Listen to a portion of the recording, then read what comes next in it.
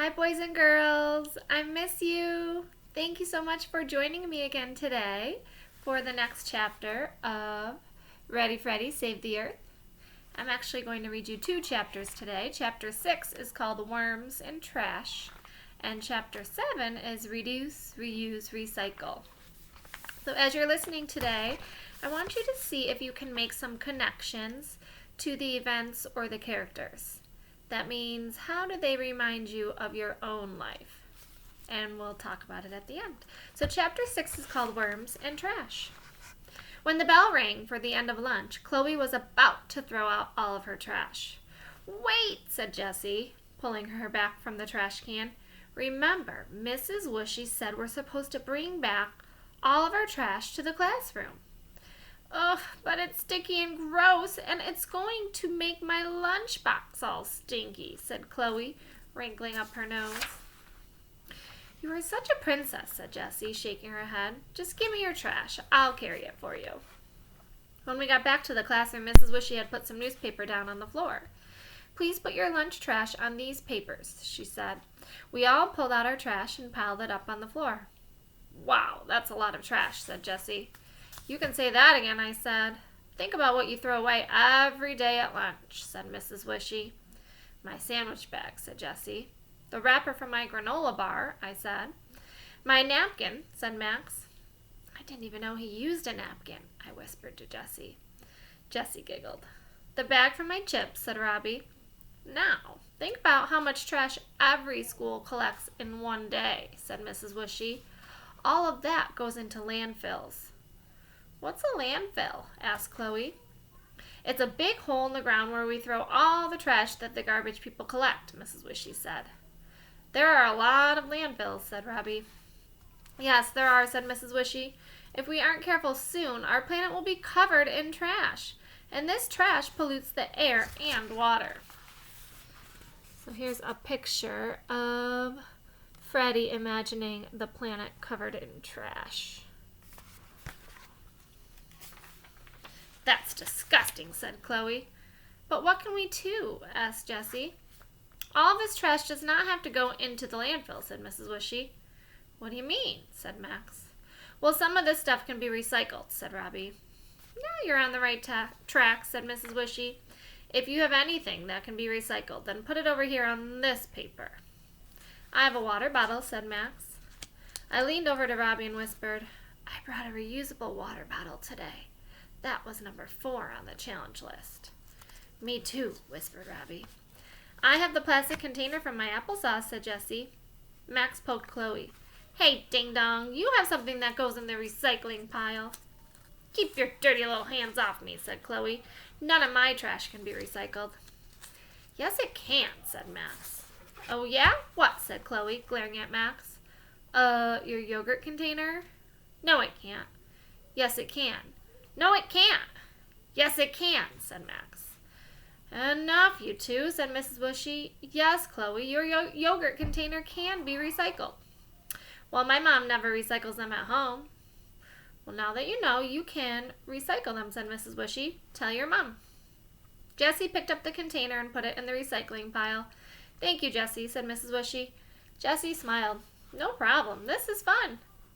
"Now, is there anything else we can do with this trash?" said Mrs. Whooshy. We all stared at her and shook our heads. Well, all except Robbie, the science genius. "We could compost some of this stuff," said Robbie. "Hey, Brain," said Max, "what's compost?" "You'd like it," said Robbie, "because composting uses worms." "Cool," said Max. "Ew," said Chloe. "I hate worms." "But they help make the soil really good for planting," said Robbie. "That's right," said Mrs. Whooshy. "If you have a compost bin, then you can throw some of your food trash in there, like leftover sandwich crust or banana peel." "But isn't that just like throwing it away?" I said. "Not exactly," said Mrs. Whooshy. "If you throw the food scraps in the compost, then the worms break them down, the food, and they use that broke down food to make really rich soil. That's good for your garden." "Cool," said Max. "I wish I could see one." "If you want to make a small compost bin for our classroom, I can show you how to do that tomorrow," said Mrs. Whooshy. "Yes, yes, yes," we all said. Here's a picture of what a compost bin looks like. Some of you may have one at home. They are really easy to make. I'll bring in a bin. The bottom has to be lined with newspaper. So if you could all bring in some newspaper to make the worm bedding, that would be great. I have lots of newspaper in my recycle bin at home, I said. Me too, said Robbie. Besides, said Mrs. Wishy, recycling is number 1 on the Earth Day challenge list. If you bring a newspaper, then you are one step closer to becoming a member of the green team. Remember, the challenge ends tomorrow. The challenge? I was having so much fun today, I almost forgot about the challenge. Time was running out, and I still had 4 more things to do. Oh no, how do you think Freddy's feeling? Anxious? Nervous? Alright, that was the end of Chapter 6. Chapter 7 is called Reduce, Reuse, Recycle. So again, we're trying to make some connections to Freddy or the other characters, or some of the things that are happening in the story. How does it remind you of your own life? When I got home from school, my mom said, I have to run to the grocery store. Do you want to go with me, Freddy? Sure, Mom, I said. Just going to jot down a quick grocery list, my mom said, reaching for a new piece of paper. Wait, Mom, I said. Use this. I handed her a paper that already had a note written on one side. But this paper has something on it already. Only on one side, Mom. You can write on the other side, I said. You're right, Freddy. Why waste a perfectly clean piece of paper for my list?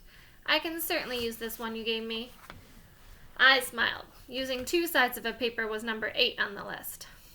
All right, I think I'm ready, she said. Let's go. I have to buy some things for dinner and start cooking, or we're never going to eat tonight. She started toward the door. Mom, you forgot something. What did I forget this time? She said. The cloth grocery bags, I said. Oh, good thing you reminded me, she said. I almost never remember them until I'm at the store, and then it's too late. You should just leave them in the trunk all the time. Then you'll always have them with you, I said. How did you get to be so smart, she said, giving me a hug. Bringing cloth bags to the grocery store was number 7 on the list. I was almost done. 2 more to go. So here's Mom hugging Freddy with her cloth bags. Later that night, after a delicious dinner of spaghetti and meatballs, I announced, It's time to get clean. Freddy, honey, are you feeling all right? Asked Mom. What do you mean? I said. I don't think I've ever heard you say you wanted to take a bath. Not a bath, a shower, I said. A shower? Asked Susie. Since when is Freddy allowed to take a shower? It's none of your beeswax, I said. Yes, it is, said Susie. No, it's not. Yes, it is. No, it's not. Stop it, both of you, said Dad. Freddy, since when do you take showers? Since I found out that taking a shower uses up half as much water as a bath, I said. I never knew that, said Dad. Where did you learn that? In school. So can I take a shower? Sure, said Dad. That's not fair, said Susie. What about me? You can too, said my dad. We all have to do our part to help the planet. I turned to Susie. You're welcome, I said. My mom followed me upstairs and helped me take my very first shower. I loved feeling the water sprinkling down on my head. It felt like I was standing out in the rain without an umbrella. That was awesome, I said as I stepped out. I want to do that every night. My mom laughed. Glad you enjoyed it. Now get your pajamas on before you catch a cold. I'm going back downstairs to wash the dishes. I put on my pajamas and went to my room to get the Earth Day challenge list so my mom and dad could sign it. I was proud of myself for doing everything on the list. I glanced down at the paper and my heart skipped a beat. I had forgotten to do number 1 on the list. Bring recyclable items to school. No problem, I thought. That's easy. I was supposed to bring newspaper for the compost anyway. I just had to get some from the recycling bin in the garage. I ran downstairs into the garage and started digging through the recycling bin for newspapers. Freddy, is that you? My mom called from the kitchen. Yeah, Mom, it's me, I called back. What's all that noise? I'm looking for something, I said, as I continued throwing cans and empty containers onto the ground. I couldn't find any newspaper. Now I was starting to panic. What if we didn't have any? If I didn't bring any newspaper tomorrow, then I wouldn't get to be a member of the green team. Here's Freddy starting to panic.